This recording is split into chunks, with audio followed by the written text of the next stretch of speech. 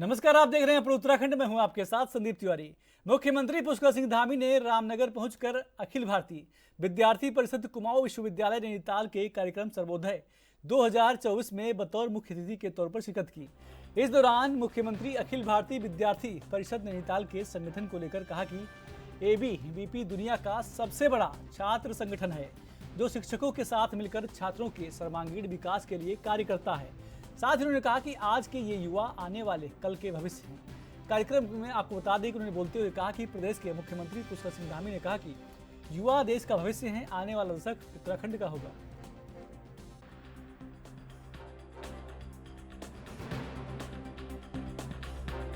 छात्रों और शिक्षकों के बीच दोनों के मिलकर, दोनों के समन्वय से छात्रों के सर्वांगीण विकास के लिए काम करता है।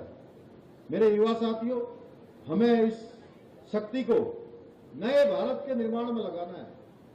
नए भारत के निर्माण में हमें अपना योगदान देना है।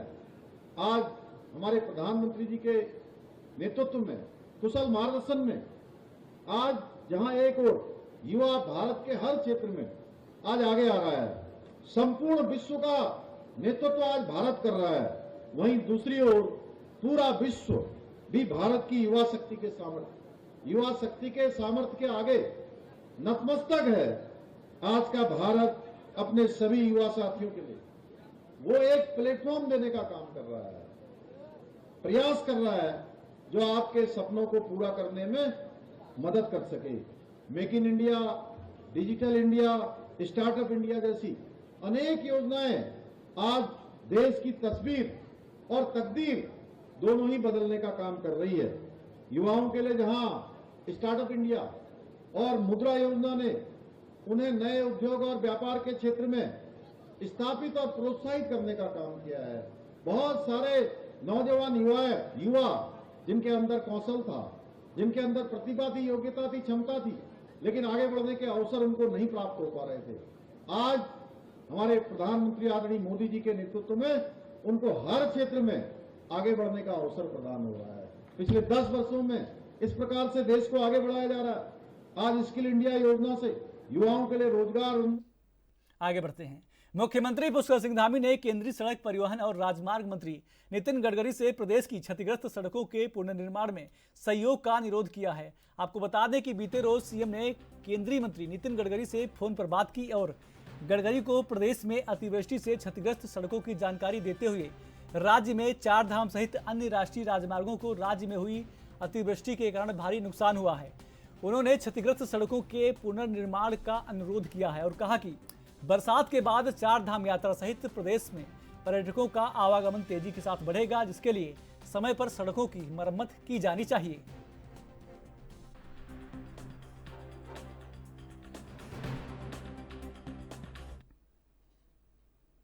केदारनाथ में यात्रा पर रोक के बावजूद पूर्व कैबिनेट मंत्री मदन कौशिक केदारनाथ धाम अपने परिवार के साथ दर्शन करने के लिए पहुंचे। रोक के बाद धाम में उनका पहुंचना चर्चाओं का विषय बना हुआ है। आपको बता दें कि जिसको लेकर कांग्रेस अब सवाल उठा रही है। कांग्रेस के प्रदेश उपाध्यक्ष संगठन मथुरा दत्त जोशी ने इसको लेकर गंभीर आरोप लगाए हैं।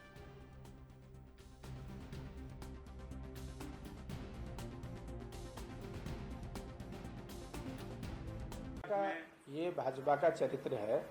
भाजपा दूसरे के लिए कहती है लेकिन खुद वो उसको अप्लाई नहीं करती है। ये भाजपा को, नेताओं को इसका जवाब देना चाहिए ना, वो क्या कह रहे हैं। एक तरफ आपदा आ रही है, राहत कार्य चलने हैं, वही हेलीकॉप्टर अगर आपदा प्रभावितों को निकालने में उपयोग किया जाता तो उतने घंटे का उसमें कुछ फायदा होता, कुछ लोग 20, 25, 50, 100 लोग बाहर निकल आते। लेकिन मदन कौशिक जी ने उसका उपयोग किया। उसमें भाजपा कुछ नहीं बोलेगी, भाजपा के मुंह में दही जम जाएगा, क्योंकि वो उनके नेता हैं। हमारी यात्रा में उनको बड़ी आपत्ति हो रही थी, लेकिन कांग्रेस का कल्चर अलग है और भाजपा का कल्चर अलग है। भाजपा किसी की परवाह नहीं करती। हमने तो हर हमेशा सबकी परवाह की है, सब धर्मों का सम्मान किया, हर वर्ग का सम्मान किया, हर एक के विकास की बात हमने कही। लेकिन मदन कौशिक ने जिस हिसाब से केदारनाथ की यात्रा की, उस संबंध में निश्चित रूप से माननीय मुख्यमंत्री जी को जवाब देना चाहिए। केदारनाथ उनके लिए अलग और दूसरों के लिए अलग है। एक तरफ आप पूरे देश की यात्रा रोक रहे हो, दूसरी तरफ भाजपा के नेता हेलीकॉप्टर से जाकर केदारनाथ के दर्शन करके सरकार के निर्णय की धज्जियां उड़ाने का काम कर रहे हैं। केदारनाथ धाम में हालात को देखते हुए कांग्रेस ने अपनी यात्रा स्थगित कर दी है। कांग्रेस की केदारनाथ प्रतिष्ठा रक्षा यात्रा आपदा के चलते सामान्य स्थिति होने तक स्थगित कर दी गई है। राहुल गांधी के दिशा निर्देश पर कांग्रेस कमेटी के अध्यक्ष करण महारा ने यात्रा स्थगित करने का ऐलान कर दिया है। यात्रा सीतापुर तक पहुंच गई थी और शुक्रवार को सीतापुर से आगे रवाना होनी थी। कांग्रेस के प्रदेश उपाध्यक्ष सूर्यकांत धस्माना ने इसकी पुष्टि की। सामान्य स्थिति होने के बाद कांग्रेस फिर से सीतापुर से आगे की यात्रा शुरू करेगी।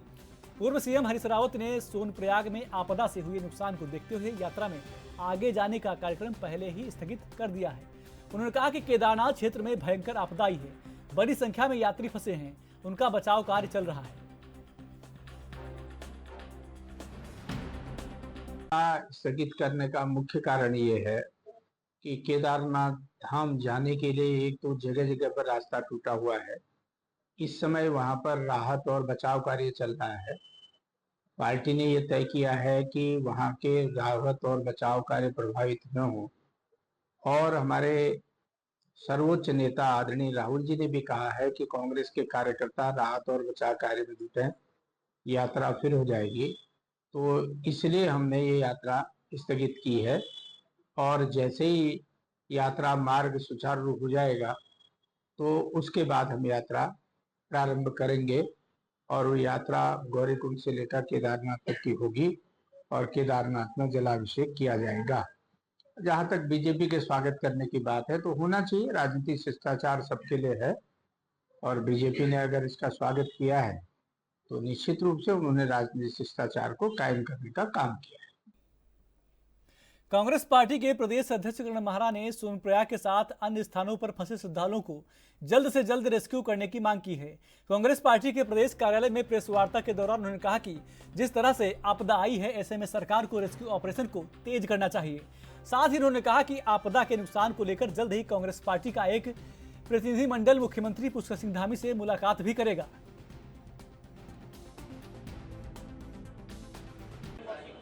देखिए, सरकार ने अनिश्चित काल के लिए यात्रा पर रोक लगाई, तो वो आम जन के लिए नहीं थी, तो सबके लिए थी, हमारे लिए भी थी, भक्तगणों के लिए भी थी, सभी के लिए थी। तो ऐसे में पूर्व मंत्री और विधायकों का वहाँ जाना निश्चित ही दुर्भाग्यपूर्ण है। चॉपर्स का इस्तेमाल लोगों को रेस्क्यू करने में लगाया जाना चाहिए, ना कि मंत्री और उनके परिवार या पूर्व विधायकों के परिवारों को वहाँ ले जाने के लिए होना चाहिए था। ये ऐसा समय नहीं था। तो हम बुराई नहीं कर रहे, लेकिन एक स्पष्ट चीज़ सामने दिखाई दे रही है कि मदन कौशिक जी पहुंच गए, कल वहाँ सांसद महोदय पहुंच गए, जबकि खुद मुख्यमंत्री जा चुके हैं। मुख्यमंत्री का जाना समझ में आता है, क्योंकि वो समझ के बजट से लेकर हर चीज़ को एलोकेट करना, क्या करना है, निर्देश देना, ये करते हैं। लेकिन मदन कौशिक जी का जाना, अनिल बलूनी का जाना समझ से परे है। तो इस घड़ी में चॉपर्स का इस्तेमाल लोगों को रेस्क्यू करने के लिए, बचाने के लिए करना चाहिए। खबरें और भी हैं, छोटा सा ब्रेक।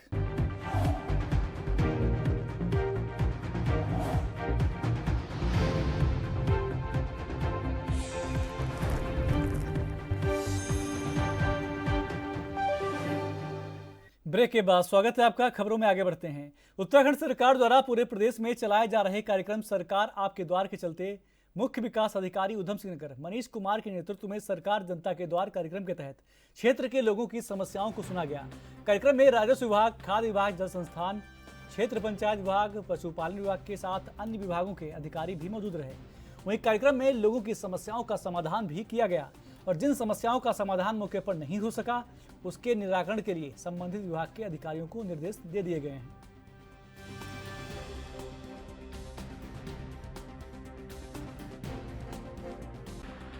देखिए, जैसा आप लोगों को पता है कि माननीय मुख्यमंत्री जी द्वारा ये लगातार निर्देश दिए गए हैं, और जिसका क्रियान्वयन हमारे जिलाधिकारी महोदय के स्तर से हो रहा है कि जितने भी समस्त उच्च अधिकारी हैं जनपद के, वो फील्ड में जाएंगे और जो जनता की समस्या है उनको ग्राम स्तर पे, फील्ड स्तर पे ही समझ के उनका निस्तारण और निराकरण किया जाना है। उसी क्रम में आज हम लोगों ने ग्राम मिलाप में, जो कि जसपुर का गांव है विकासखंड का, वहाँ पे हमने जनता का द्वार आज रखा हुआ है। इसमें हमारे सारे विभागीय अधिकारी जो हैं, बिजली, पानी, सड़क, ये विभाग जो हैं यहाँ पे उपस्थित हैं, और जो मुख्य मुद्दे हैं वो दो तीन रहे हैं। एक तो पेयजल से जो सड़कें क्षतिग्रस्त हुई हैं उसके विषय में यहाँ के जो सम्मानित जनता है उन्होंने बताया है। दूसरा जो प्रकरण आया है एक तिलू रौतेली पुरस्कार की जांच का है जो 2020 से प्रकरण चल रहा है। इसके अलावा नालों के पक्कीकरण के लिए जो है शिकायतें आई हैं और विद्युत के पोल्स के लिए भी आया है। विद्युत पोल शिफ्टिंग के लिए ग्राम वासियों का है कि इसको शिफ्ट किया जाए और छोटे मोटे जो सड़कें हैं, छोटी सड़कें हैं, ब्रांच सड़कें, उसके लिए भी आग्रह किया गया है। एक चकबंदी का भी प्रकरण आया कि नाम जो है वो दाखिल खारिज में इशू है। तो ये सारे प्रकरण जो है आज यहाँ पे जनता के बीच में सुना गया है। इसके अलावा भौतिक रूप से जो फील्ड निरीक्षण है वो भी किया जा रहा है। तो इसमें सभी जो शिकायतें हैं लगभग और सुझाव और आग्रह जो हैं, डिमांड है, वो लगभग 20 के आसपास हैं। इन सभी पे कार्रवाई की जाएगी। मैं स्वयं इसका निरीक्षण करूँगा, पर्यवेक्षण करूँगा और इस पर तत्काल रूप से हम लोग कार्रवाई करके जो रिजोल्यूशन है वो करेंगे। और सभी जो ग्रामवासी हैं वो लोग आज उपस्थित रहे, विभाग उपस्थित रहे हैं और इसमें हम लोग जो सरकार का मैंडेट है, सरकार जनता के द्वार का, वो सारी चीज़ें, स्थलीय भ्रमण, जनता की बात सुना, ये सभी चीज़ों को यहाँ सभी विभागीय अधिकारियों के समक्ष बीच में और जनता के बीच में इसको क्रियान्वित किया जा रहा है। जी, ये सभी रोस्टर वार है, हर मंथ का है। सभी विभागीय अधिकारियों को टारगेट्स हैं, रोस्टर हैं और ये ग्राम विकास विभाग की तरफ से जारी किया गया है, वो सभी को ही करना है इसमें। तो सभी इस बार जैसे मेरा जसपुर का है, अगले मंथ में इसी प्रकार से अन्य विकास खंड में भी होगा। और साथ ही साथ भ्रमण पे जो है अभी जोर है कि हम लोग फील्ड में जा कर के और फील्ड में लोगों की शिकायतें सुने, उनके आग्रह को सुने और वहीं पे निस्तारण करें। तो आगे भी ये जो है सभी उच्च अधिकारी भी, हमारे जो खंड विकास अधिकारी हैं, उन सभी के माध्यम से करना है। बीडीसी बैठकें, ये सब, इन सभी चीज़ों में प्रतिभाग करने के निर्देश हैं। तो उसको उत्तराखंड के मानसून सत्र को लेकर सरकार अपनी तैयारियों में जुट चुकी है, क्योंकि विधानसभा का मानसून सत्र इस बार 21 अगस्त से लेकर 23 अगस्त तक चलेगा, जो कि विधानसभा सत्र इस बार गैरसैंण के भराड़ीसैंण में कराया जाएगा। इसको लेकर सरकार ने तैयारियां शुरू कर दी हैं। वहीं विपक्ष भी सरकार को घेरने के मूड में लग रहा है, क्योंकि विपक्ष के नेता प्रतिपक्ष यशपाल आर्य ने सरकार को घेरने की रणनीति शुरू कर दी है। यशपाल आर्य का कहना है कि यह एक प्रक्रिया है और सरकार की बाध्यता है कि सरकार को मानसून सत्र भराड़ीसैंण में ही कराना होगा।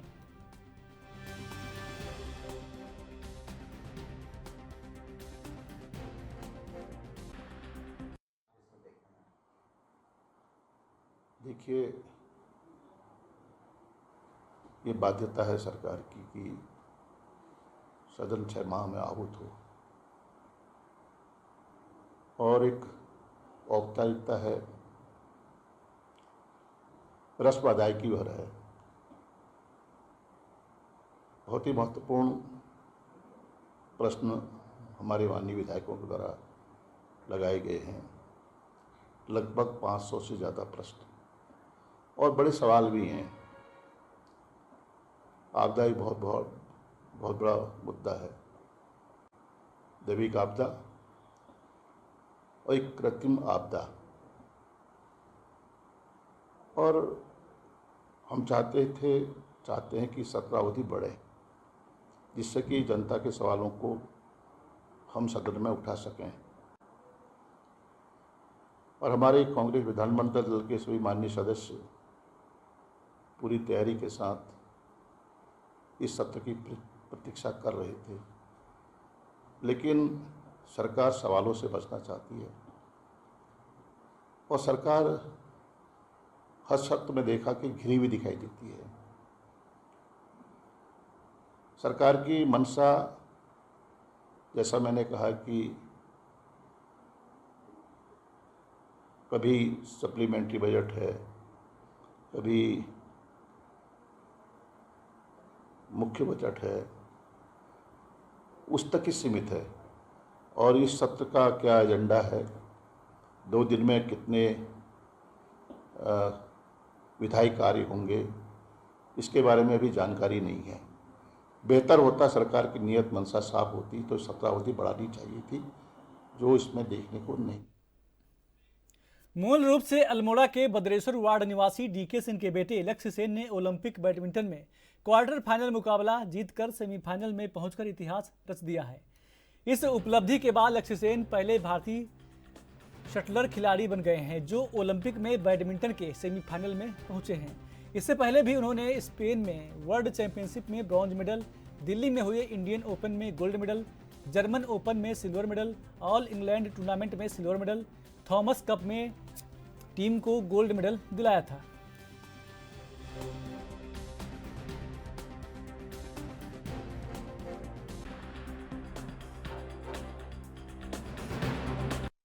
हमारे लिए बड़ी ही गर्व की बात है कि आज लक्ष्य पेरिस में ओलंपिक में सेमीफाइनल में पहुंच गया है और हमारे लिए नहीं, सारे उत्तराखंड के लिए और हमारे देश के लिए बहुत ही गर्व है।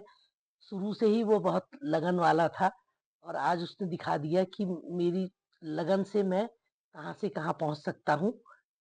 और बाकी तो अब देखिए फाइनल में क्या, सेमीफाइनल में क्या होता है और आगे जाके हम तो ये सोचते हैं कि वो गोल्ड। जैसा कि मैं आपको बताना चाहूँगा कि लक्ष्य सेन जो है कि बदेश्वर वार्ड में ही निवास करते हैं। उनका निवास यहीं पर सोनारी नौला पर है और मुझे बहुत खुशी हो रही है कि वो बदेश्वर वार्ड के निवासी हैं और उनका जो ओलंपिक में प्रदर्शन रहा बैडमिंटन में बहुत शानदार रहा। सभी खेल प्रेमियों में काफ़ी उत्साह है। उनने क्वार्टर फाइनल जीत के अभी सेमीफाइनल में प्रवेश किया है। मैं उनको आगे के लिए भी शुभकामनाएं देता हूँ। और उनके दादाजी पहले से वो बैडमिंटन से उनको भी बहुत लगाव था। वो यहाँ बच्चों को ट्रेनिंग दिया करते थे, तभी से लक्ष्य सेन अपने दादाजी के साथ बैडमिंटन सीखने के लिए जाया करते थे। और उनके पिताजी DK सेन जी भी, वो भी बैडमिंटन के यहाँ पर कोच भी रहे और वो भी ट्रेनिंग देते थे। तो लक्ष्य हमेशा से बैडमिंटन के प्रति उसके मन में एक बहुत इच्छाएं थी और मतलब खेल जुनून था उसके अंदर और आज उसने पूरे देश का गर्व से सीना चौड़ा किया है। उसके लिए मैं उनको शुभकामनाएं देता हूँ और आने वाले मैचों के लिए भी उन्हें मैं शुभकामनाएं देना चाहता हूँ। किस तरह का माहौल है अल्मोड़ा में? खुशी का माहौल है। जाहिर सी बात है कि इतना बड़े गर्व का विषय है हम सभी लोगों के लिए, पूरे भारत के लिए, पूरे विश्व में उसने एक भारत की पहचान बनाई और एक बैडमिंटन के खिलाड़ी के रूप में अपनी स्वयं की एक पहचान है उनकी। तो आज जाहिर सी बात है कि अल्मोड़ा में खेल प्रेमी काफी उत्साहित हैं और पूरे देश में एक गर्व का माहौल बना हुआ। अब जैसे आपने कहा लक्ष्य, तो उसका तो एम ही ओलंपिक ही था, ओलंपिक में गोल्ड लेना ही था। जैसे वो इसीलिए गया भी था, गोल्ड क्वेस्ट करके उसको लिया गया था बेंगलोर में। तो गोल्ड क्वेस्ट ही था, ओलंपिक में उसको गोल्ड लेना था, ओलंपिक खेलना था। बाकी तो सारे मेडल उसने ऑलमोस्ट जीते ही हैं। ऑल इंग्लैंड में भी जीता है, थॉमस कप में भी जीता है, कॉमनवेल्थ में भी जीता है। लेकिन उसका एम, देखो लक्ष्य जैसे उसका नाम है, ओलंपिक ही था। और ये बड़ी गर्व की बात है कि देखिए पहला इंडियन शटलर अभी ओलंपिक के सेमीफाइनल तक के पहुंचा है और ये आगे भी जाएगा, उस फाइनल में पहुंचेगा। पूरी उम्मीद है हमें फाइनल में पहुंचेगा और गोल्ड ही लेके आएगा, गोल्ड मेडल ही लेके आएगा। हमें हर्ष है और बहुत गर्व भी है कि हमारा बच्चा जो अल्मोड़े से खेला और फिर अब आज ओलंपिक में जाके अपना नाम कमाया उसने और पहली बार मेंस में वो उसमें पहुंचा, ये सेमीफाइनल में पहुंचा। और हमें आशा है कि आगे भी हो। आगे हम तो यही सोचते हैं कि गोल्ड लाए वो अपने देश के लिए और देश का नाम रोशन करे। कि उसने अल्मोड़े से खेलना शुरू किया बचपन से और बड़ी मेहनत करी और उसका जो खेल है वो थोड़ा अपने स्तर से बहुत अच्छा है और अभी वो फॉर्म में भी है। तो हमको लगता है कि वो फाइनल तक जाएगा और अपने बुलेटिन में बस इतना ही। आप देखते रहिए ANB न्यूज। नमस्कार।